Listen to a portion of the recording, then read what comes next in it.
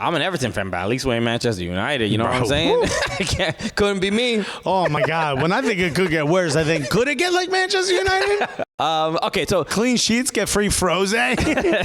we gotta talk about the disaster at Brentford Community Stadium.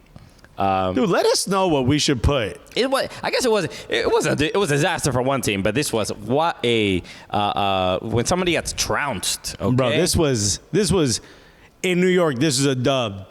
Yes. This is like what a dub means in New York.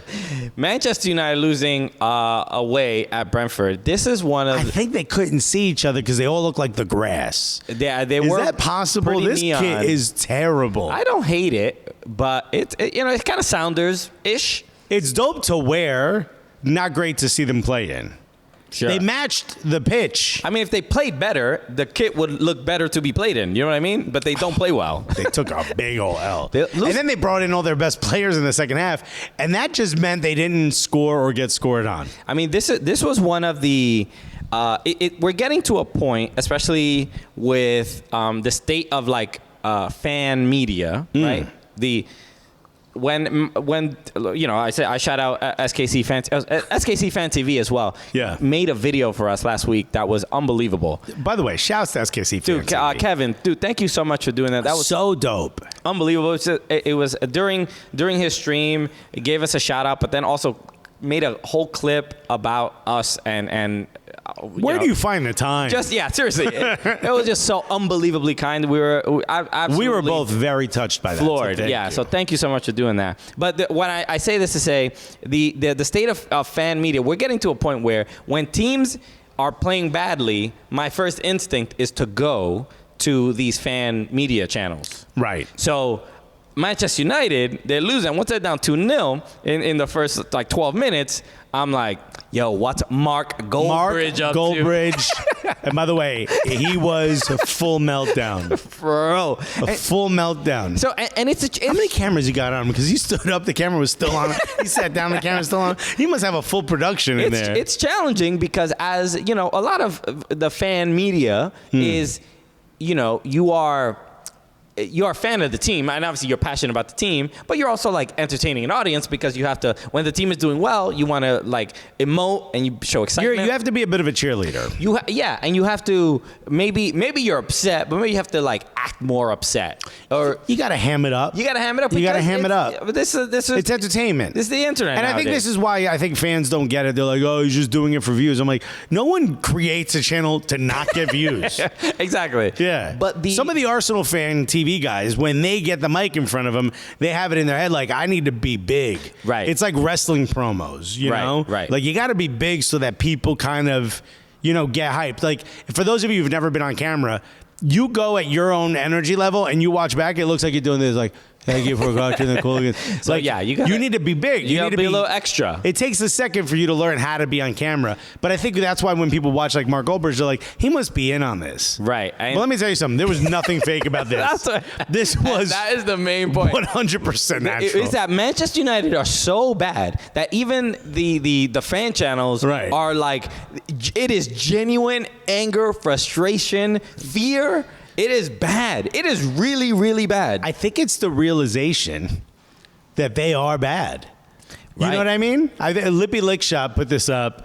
He was like, told you, mans, you're done.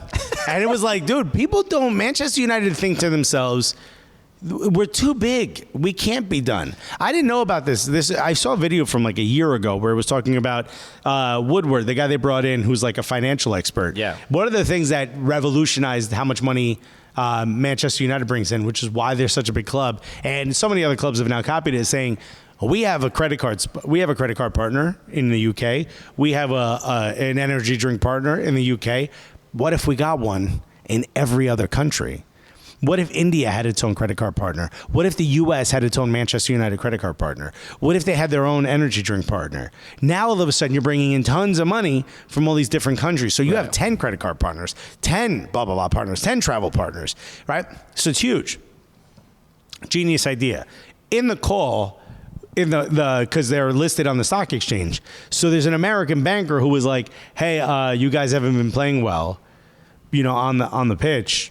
How do you think that's going to affect? And Woodward stopped him and goes, "Don't worry about it. This is a business call. What happens on the pitch has no correlation to what's happening in business." And there you go. Yeah. Right there, you see the issue with Manchester United. Woodward, for everyone who was like, you can't hire. Go ahead. What happened? You're going to say they need a partner to teach them how to play. How about a coaching partner? Have we thought of that? A soccer partner. That's it. Manchester United plays soccer. That's it. Yo, bro, they play a Bacher, bro. I don't know what they got going on over there. Manchester United need to sell Ronaldo to Barry Gunnar. I see it. But I think you start to see why we are where we are. So I said this to Flex, and he didn't want to believe me. I said, Arsenal is 3 years ahead of Manchester United right now. You're right. And I know you're like, oh, well, we finished behind. Sure. In the process, 3 years ago, we started to get rid of dead weight. We had made a bunch of purchases and had a bunch of players that were good but didn't fit and weren't good enough. And we had to start the process. We had to bring in someone like Mikel Arteta, someone who loved the club, someone who was prepared to make those changes. Started and look, really put his balls on the line. Luckily, he won an FA Cup right away, but really put his balls on the line and make some of those changes. Dude, Mustafi was there when Mikel Arteta first came in. Manchester United, Ten Hag is simply worried about the formation and how they play on the pitch. Bro, it's way, way deeper than that. Yeah, I saw Flex, and he posted from United View saying that reports said that there was a huge argument or fight after the game in the Manchester United locker room. But it is. There's something deeply. Was it just Maguire punching himself in the face? There's just something deeply wrong. I mean, there's something. There's like my leg. There's an infection and it needs to be stopped. Well, there were a couple interesting things happened. David De Gea, he said he specifically said, I'm gonna do the press conference. I think he might have been the only player to do it, and he took responsibility because he gave up the first goal. It just trickled under his hands. So not a great look, but it seems like when mistakes happen, it truly deflates this team. But okay, we've talked about this before. When you see a scoreline like 4-0 in the first 34 minutes, that's not one team being better than the other. That's one team completely capitulating. Mm-hmm. That's one team falling apart. And that's what you saw at Manchester United. They weren't getting picked apart so much as they were leaving themselves completely open. Yeah. I mean, the second half, immediately they get rid of Lisandro Martinez, they get rid of Fred, Luke Shaw, and Jadon Sancho. And coming in, Varane, McTominay, Malacia, and Anthony Elanga come in the game. But at least they stopped giving up goals. But you stop the bleeding, but you feel bad for Ten Hag because it is you punish the players that play poorly, and especially McTominay, and it gets worse. Could you imagine there was only 3 subs? Bro, for real. No. It'd be 5-0 probably by the end of that match. It is bad, bro. And it's to Brentford. Yeah, dude. It's a club with no budget whatsoever. They spend in a year what y'all spend in a day. Right. That might not be exact, by the way. But when was the last time you saw Manchester United in 20th place, in the last place? Hey, look, again, this is where Arsenal was last year. I mean, look, I'm even like, yo, I'm an Everton fan, but at least we're in Manchester United. You know what I'm saying? Couldn't be me. Oh, my God. When I think it could get worse, I think, could it get like Manchester United? And then, you know what? All of a sudden, I feel better about my life. I'm up here now, you know? But no. Cristiano Ronaldo, he walked up to the away fans. Like, he made the gesture to walk up and then turned around immediately. Didn't want to say anything. And now the question is, a lot of people have been talking about this. What I've been saying for a year. Was Ronaldo right this whole time as far as trying to force a move or being problematic during this preseason, not showing up? Is he the only one who knew that the writing was on the wall? Why does this guy keep getting a clean slate? You can't be a dick, and then when everyone else fails because you've been a dick, you'd be like, told you I was right. It's not he was right. It's he is the problem since day one. Okay. You shouldn't have brought him back. You should have let him go to City, but you let your ego get in the way. You had Sir Alex Ferguson call his homie, text him, don't go to City. Don't let him go to City. You wasn't winning a championship anyway.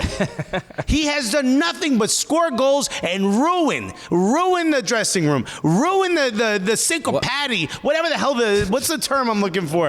The syncopation? How many patties? I'm hungry.